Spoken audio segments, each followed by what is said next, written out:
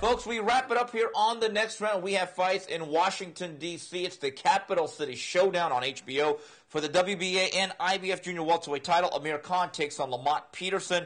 And heavyweights in action, Seth Mitchell takes on Timur Ibragimov. Gabe, before we get to the fight, I got to give Golden Boy credit. I think they realize Amir Khan in Vegas, you literally have to give away rooms and tickets to get a few thousand people in.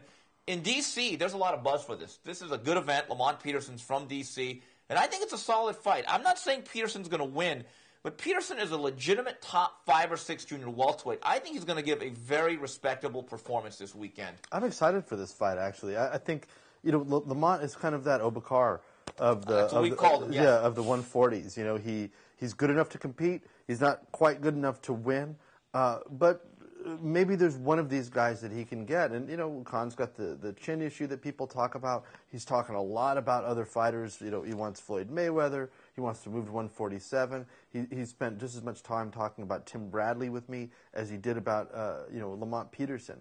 I think he's not underprepared, but mentally he might be ripe for the taking. You know what they call this? The stale sandwich, where you fight one big fight, if you want to call Judah that, and you're looking at the other. It's the meat in the middle that you overlook. Right. Stylistically, though, I think this is tough. I think Lamont Peterson's going to have to come out of his shell. Yeah. And I really mean shell. Lamont Peterson's what I call a CNC fighter, catch and counter. In other words, he puts a very high guard up, absorbs a lot of shots, then almost like a submarine, he peeks up, and then he attacks. Right. That type of style with Amir Khan, with his length, distance, and his foot speed, it's not going to be there. No. He'll be out of the hit zone.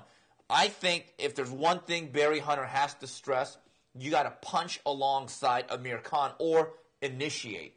I don't know if he can do that. I want to pick Khan by decision, but I think Peterson, in front of his home folks, I think he's going to put on a very nice performance. I think he could be inspired, yeah. I mean, this is his shot. If you really look at the rest of the division, what's left? Everybody's kind of moving up in weight. Everybody's kind of graduating.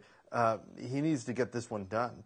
And certainly at least put in a spirited performance. And I think if you look around at the guys, like Marcos Maidana, who's not, in my opinion, half the boxer that Lamont Peterson is. And a plotter. Yeah, he's very much a slow-footed guy, not a lot of craft to him, but he's got heavy power.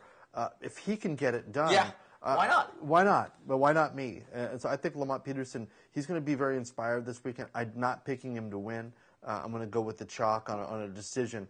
But it's a real fight. It's a real fight. Gabe, I remember 5-6 years ago on a hot sweltering night on HBO at Caesar's Palace, literally 120 degrees at 8 o'clock at night, watching Timur Ibragimov give almost a non-effort, Claudia-esque against Calvin Brock, and saying to myself, well, at least I'll never see him again. We're seeing him again. Against Seth Mitchell. Let me just point this out. And I know people are going to say, Al Heyman. And this is an Al Heyman deal. But this is the proper fight for Seth Mitchell at this point. He's still very raw, still very inexperienced, former football player from Michigan State, who I think actually, if you've seen him from 4 years ago to now, he's made great strides. So this is the proper fight for him.